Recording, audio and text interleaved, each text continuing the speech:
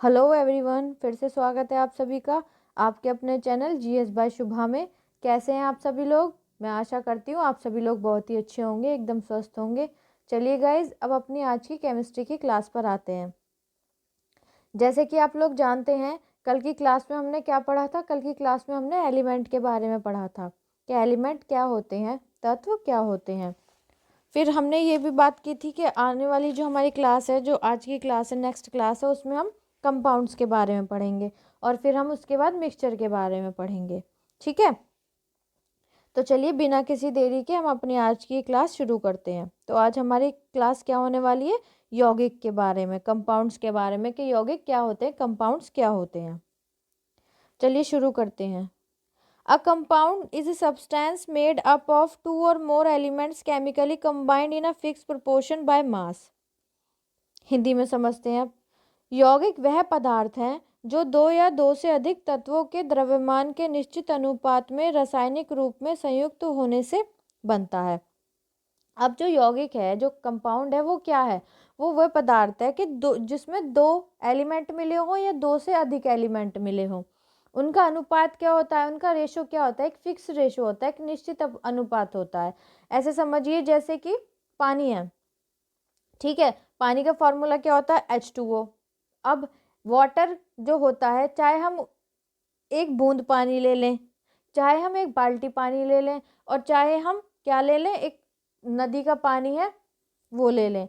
अगर हम उस पानी का, उसमें उस पानी के अंदर जो वाटर का फॉर्मूला है H2O, तो उसमें H के हाइड्रोजन के मॉलिक्यूल्स और ऑक्सीजन के मॉलिक्यूल्स, अगर हम उन सब का रेशो देखेंगे, कितनी क्वांटिटी हो, चाहे एक बूंद हो चाहे पूरा समुद्र हो, तो हमेशा रेशो क्या होने वाला है? ऑक्सीजन का और हाइड्रोजन का, हाइड्रोजन और ऑक्सीजन का रेशो रहेगा 1:8। तो यौगिक वो पदार्थ होते हैं जिनका क्या है, दो या दो से अधिक जो तत्व होते हैं उनका जो रेशो रहता है वो फिक्स रहता है हमेशा। जब हम मिक्सचर के बारे में पढ़ेंगे तो यौगिक भी क्या है? एक तरीके से मिक्सचर ही है। यौगिक क्या है? एक तरीके से हम कह सकते हैं मिक्सचर है। बट जो मिक्सचर्स होते हैं, मिक्सचर के बारे में हम नेक्स्ट क्लास में जानेंगे, फिर भी थोड़ा सा डिस्कस कर देती हूँ कि जो मिक्सचर्स होते हैं उनका कोई फिक्स रेशो नहीं होता, बट जो कंपाउंड्स होते हैं, जो यौगिक होते हैं, वो एक फिक्स रेशो में होते हैं। ठीक है, इतनी बात आपको क्लियर है? चलिए नेक्स्ट आगे देखते हैं। आगे इसमें बताया गया है water H2O is a compound made up of two elements. अब जैसे कि मैंने अभी समझाया था, फिर से वही चीज़ एक्सप्लेन कर दूंगी कि जैसे कि पानी है, वाटर है, तो पानी का फॉर्मूला क्या होता है? H2O, hydrogen oxide. तो is a compound made up of two elements, जो कि क्या है? दो एलिमेंट से बना हुआ है, हाइड्रोजन एंड ऑक्सीजन। हाइड्रोजन और ऑक्सीजन के दो एलिमेंट से बना हुआ है पानी, chemically combined in a fix proportion 1:8 by mass. तो ये क्या है? केमिकली फिक्स प्रोपोर्शन में है, जिनका रेशो कितना है? 1:8 है। आगे जानते हैं। अब जैसे कि एटॉमिक मास, हाइड्रोजन का एटॉमिक मास कितना होता है? 1U। ऑक्सीजन का एटॉमिक मास कितना होता है? 16U। तो हाइड्रोजन के कितने मॉलिक्यूल्स हैं? हाइड्रोजन के 2 मॉलिक्यूल्स हैं और ऑक्सीजन का 1 मॉलिक्यूल है। तो जब हम इनका रेशो निकालेंगे तो 1:8 के रेशो में आएंगे ये। ठीक है, चलिए आगे एक बार हिंदी में भी समझ लेते हैं। हिंदी में कहा गया है पानी H2O दो तत्व हाइड्रोजन और ऑक्सीजन से बना यौगिक है, जो रासायनिक रूप से द्रव्यमान से 1:8 के निश्चित अनुपात में संयुक्त होता है। अब जैसे कि परमाणु भार, हाइड्रोजन का परमाणु भार कितना होता है? 1U, और ऑक्सीजन का परमाणु भार होता है 16U। तो H2O का रेशो क्या हो गया? जब ये हाइड्रोजन के 2 मॉलिक्यूल हैं तो 1 में हम 2 की मल्टीप्लाई करेंगे, 2 × 1, 2 × 1 तो इजिकल टू क्या? 2 हो जाएगा। और ऑक्सीजन के 16 मॉलिक्यूल से जब हम इनका रेशो निकालेंगे तो 1:8 आएगा। आई होप इतनी बात आपको क्लियर होगी। चलिए नेक्स्ट आगे देखते हैं। आगे क्या कहा गया है कंपाउंड के बारे में? आगे कहा गया है compound can be further divided into 3 classes, acid, basis and salts. जैसे कि सल्फ्यूरिक एसिड हो गया, जिसको हम H2SO4 के नाम से भी जानते हैं, सोडियम हाइड्रोक्साइड हो गया जो बेस है, और सोडियम सल्फेट हो गया जो कि एक साल्ट है। चलिए अब हिंदी में समझते हैं। हिंदी में क्या कहा गया है कि यौगिक को 3 वर्गों, अम्ल, क्षार और लवण में विभाजित किया जा सकता है। जो यौगिक होते हैं, जो एलिमेंट्स होते हैं, उनको 3 वर्गों में विभाजित किया जा सकता है। कौन कौन से 3 वर्गों में? अम्ल, क्षार और लवण, एसिड, बेस एंड साल्ट। तो सल्फ्यूरिक अम्ल क्या है? हमारा एक अम्ल है। सोडियम हाइड्रोक्साइड क्या है? हमारा एक क्षार है, बेस है। और सोडियम सल्फेट क्या है? हमारा एक लवण है।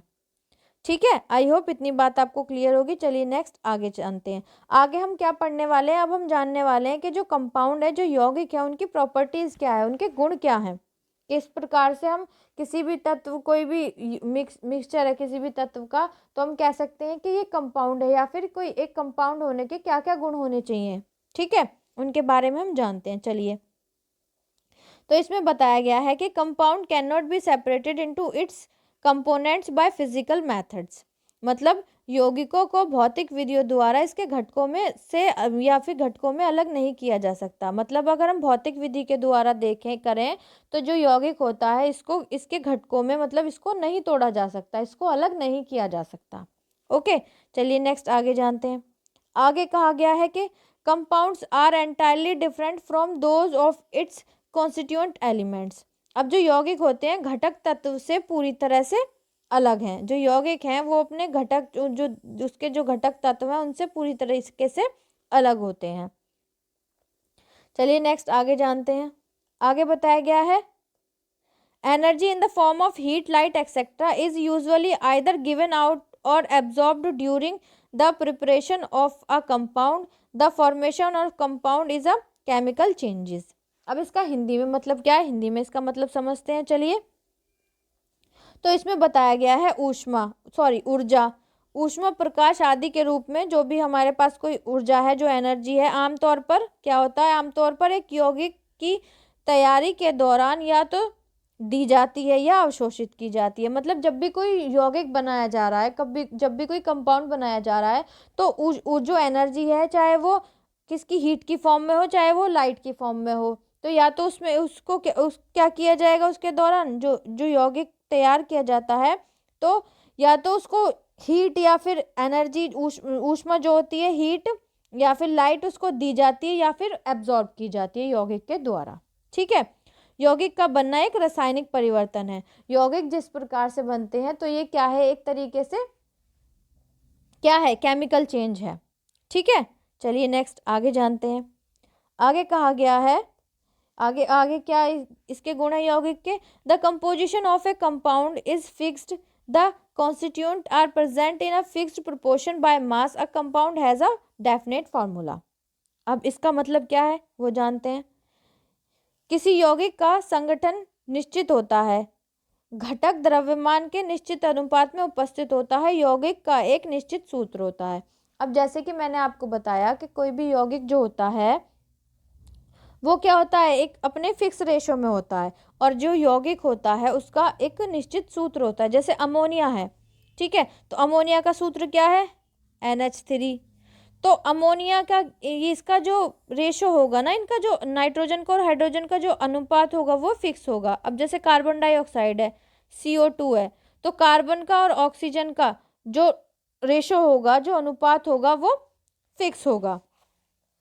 ठीक है, अब जैसे ये स्लेक्ड लाइम है, जिसको हम बुझा हुआ चूना बोलते हैं हिंदी में, या फिर कैल्शियम हाइड्रोक्साइड भी बोलते हैं, उसका फॉर्मूला होता है जैसे कि CaOH का होल ट्वाइस। तो कैल्शियम, ऑक्सीजन और हाइड्रोजन, 3 तत्व हो गए, आपस में मिलकर यौगिक बना रहे हैं। तो अब इसमें क्या है? इनका जो रेशो होगा ना, कैल्शियम का, हाइड्रोजन का और ऑक्सीजन का, वो हमेशा क्या होगा? रेशो इनका फिक्स होगा। ये नहीं है कि कहीं हमने कोई स्लेक्ड लाइम, कोई बुझा हुआ चूना देख लिया एक जगह पे, तो उसका कोई रेशो अलग है, या फिर दूसरी जगह पे देखा उसका रेशो कोई अलग है, हमेशा फिक्स रेशो होता है। ठीक है, चलिए नेक्स्ट आगे जानते हैं। आगे बताया गया है कि compound has a fix melting point, boiling point etcetera. कोई भी यौगिक है, यदि कोई भी यौगिक है, तो उसका एक निश्चित ही गलनांक होता है, मतलब कि उसका एक मेल्टिंग पॉइंट भी फिक्स होगा, और क्वथनांक, जिसको हम बॉइलिंग पॉइंट से नाम से जानते हैं, वो भी क्या होता है? फिक्स होता है। कि कोई भी यौगिक है, कोई भी एलिमेंट, कंपाउंड है, तो उसको जब हम मेल्ट करेंगे, पिघलाएंगे, तो उस कंपाउंड का मेल्टिंग पॉइंट जो होगा वो भी फिक्स होगा, और उसका जो बॉइलिंग पॉइंट होगा वो भी क्या होगा? वो भी फिक्स ही होगा। ठीक है, इतनी बात आपको क्लियर है? चलिए नेक्स्ट आगे जानते हैं। आगे कहा गया है compound has a homogeneous substance. यौगिक क्या है? एक सजातीय पदार्थ होते हैं।